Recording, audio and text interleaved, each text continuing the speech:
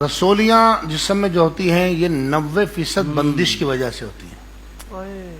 جیسے بخار کے لیے میں نے کہا نا کہ یہ اس میں روحانی مسئلہ نہیں ہوتا ہے، لیکن رسولیاں 90% بہت کم ایسا ہوتا ہے کہ وہ کوئی بیماری ہو.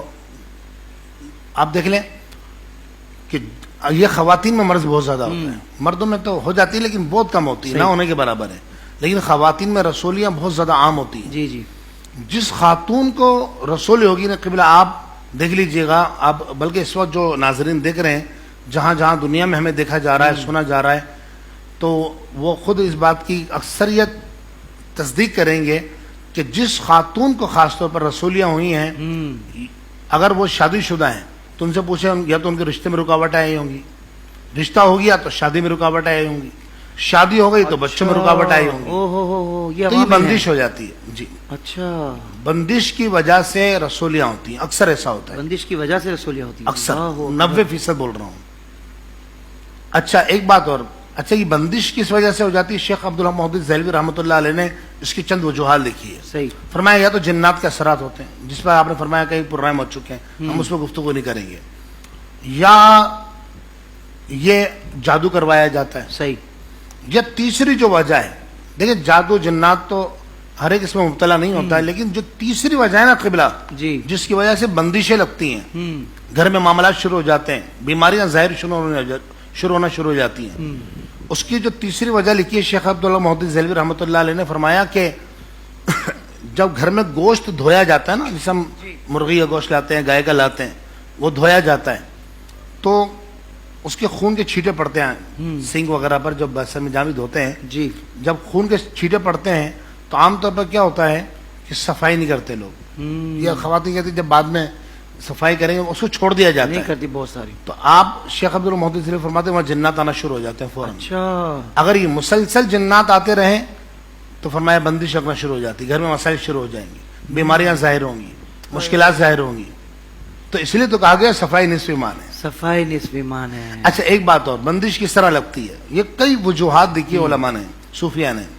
اچھا صوفی ہوتا ہی وہی جو عالم ہو، جاہل تو صوفی ہوتا ہی نہیں ہے. بہت اچھے، واہ واہ. بیاض بستانی رحمۃ اللہ علیہ فرماتے ہیں اللہ تعالیٰ کسی جاہل کو ولی نہیں بنائے گا، اپنا مقام ولایت نہیں عطا فرمائے گا، اور فرمایا اگر عطا فرمائے گا تو پھر اس کو جاہل نہیں رہنے دے گا. اللہ، بہت اچھے، واہ واہ واہ. آپ دیکھ لیجئے کیسے کیسے اولیاء، فضیل بن عیاض رحمۃ اللہ تعالیٰ ڈاکو تھے، پھر اللہ نے ولایت کے لیے منتخب کیا. حضرت بشر حافظ رحمۃ اللہ علیہ. ماشاءاللہ یہ فائدہ ہے کہ وظائف بھی ساتھ ساتھ ہیں اور شرعی مسائل بھی ساتھ ساتھ. واہ واہ واہ. اصلاح ضروری ہوتی ہے نا حضرت.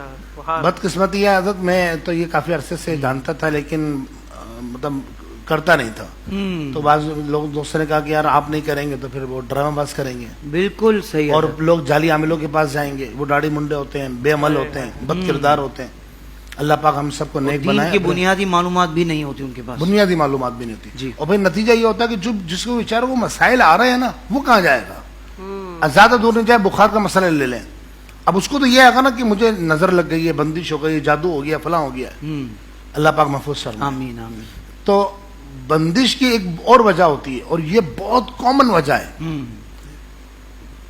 بندش کی ایک وجہ یہ بھی ہوتی ہے کہ نظر لگے کسی کو، نظر نہیں اتاری گئی، نظر کی کاٹ نہیں کی گئی، دوبارہ نظر لگ گئی، پھر نظر لگی، تو شیخ موقع فرماتے ہیں نظر لگتے لگتے وہ بندش کی صورت میں تبدیل ہو جاتی ہے. اب نہ اس میں جنات ہے نہ جادو ہے، صرف نظر بد ہے. اس لیے تو حضور نے فرمایا کہ نظر بد ایسی چیز ہے کہ زندہ آدمی کو قبر میں پہنچا دے. فرمایا کہ اونٹ کو ہانڈی میں بند کر دے. خیر، اب رسولیاں ہو گئی ہیں. اچھا ایسا ہوتا ہے کہ بعض کا ڈاکٹرز اس کا آپریشن کہتے ہیں تو آپریشن بھی کرا لیتے ہیں لیکن پھر ہو جاتی ہیں، تو اس کا سیدھا مطلب یہ ہے کہ بندش ہو گئی ہے.